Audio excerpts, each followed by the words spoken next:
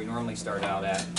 Top left-hand side there with the bar chart, just to kind of review the performance. You have combined portfolio, which is all the different managers that we have for the pension. Quarter return and year-to-date numbers are the same, obviously, because this is just through the first quarter of this year, is 10.13% is the return. 1-year number of 7.42, and then a 3-year number of 7.63. Over to the right side, just kind of more in a number format, if you will, instead of percentages.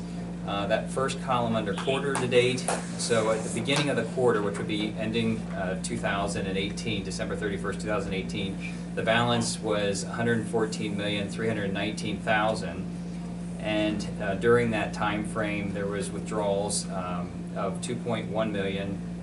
There was appreciation of $11.5 million, which again gets you back to the $123,740,000. You can see the numbers to the right of that are just the 1-year numbers. 1 year, so if we go back to April 1st of 2018, your balance was $120,816,000.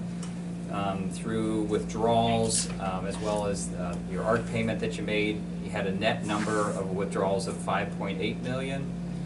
Appreciation during that time of $8.7 million, and then again the balance where we're at today at the end of the first quarter of $123,740,000 again. Any questions with that part at all? I have no questions. Sounds pretty good. Okay. Bottom left-hand side, this pie chart, we always kind of comment on this, at least anyhow. It shows your allocation, probably one of the most important parts of trying to put together your portfolio is your equities there are listed at 66.95%, and we always mention that the report does not break out the REIT portfolio, actually the piece that Paul's here to speak about today. So your equity exposure is actually 61.17. The investment policy statement comments that 60% is the high side, and Mike's going to comment about that here in a few minutes. So we're just a little outside that range of just a little over 1% currently. The REIT portfolio represents 5.78% of the portfolio. Fixed income is 29%, and then cash is at 4%. And I just want to comment on one more thing here too. If you notice, alternative is listed there at the bottom. That's typically not a piece that shows up there. It did show up this quarter. We are familiar with what that is. It's a company called Enbridge. If you can see, it's 0.04%, but we just wanted to comment on it. It's actually a Canadian company that deals with different types of energy, propane energy, green energy, and things like that, and that just showed up as a alternative. So if you kind of have any questions on that, we'd be happy to address that, but just wanted to make comments since that is a little bit different than what we've seen in the past. Any questions with that at all? Okay. All right. With that, Mike, you want to go ahead and pick it up and kind of give a more up-to-date number? Sure, yeah. I'll give, so again, what Brett reported there, that's the quarter end for the first quarter, and those are all audited numbers.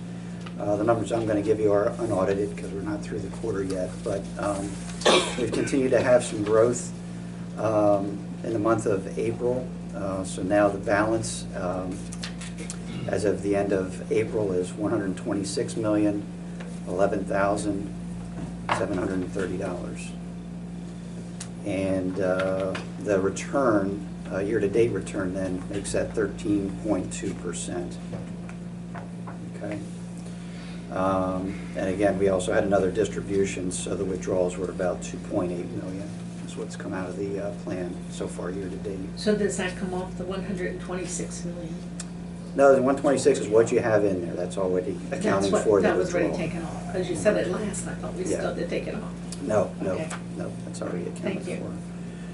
for.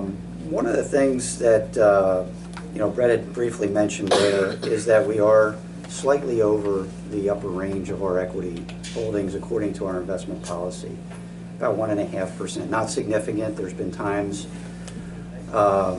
actually through the financial crisis, where we kind of stayed out of, not within our ranges, and we just kind of let things take the course that it did, and it worked out. right now, we're kind of looking at where we've come. We had a significant downturn in the fourth quarter. We've had a great, tremendous upside here year to date. And we believe it would probably be prudent at this point to take a little bit off the equity side. We're recommending $3 million off the equity side.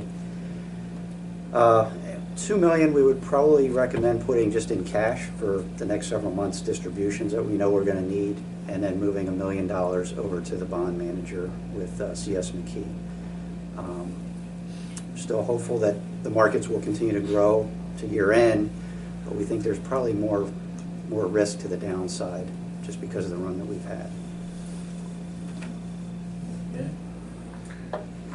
Makes sense.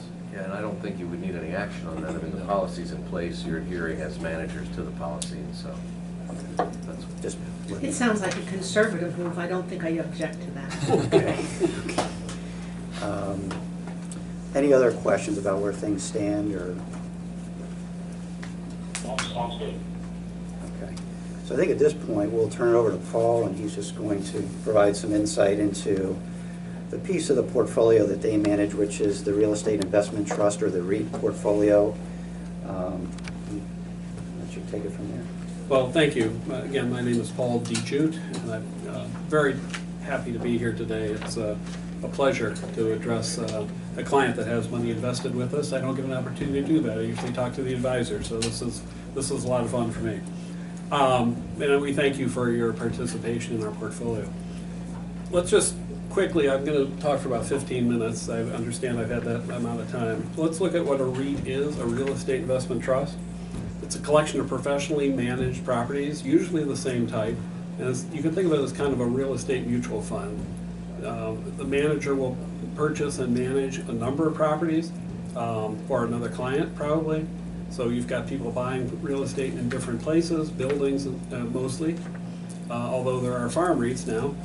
But mostly buying them in different parts of the country to diversify risk, also to take advantage of the local real estate situation.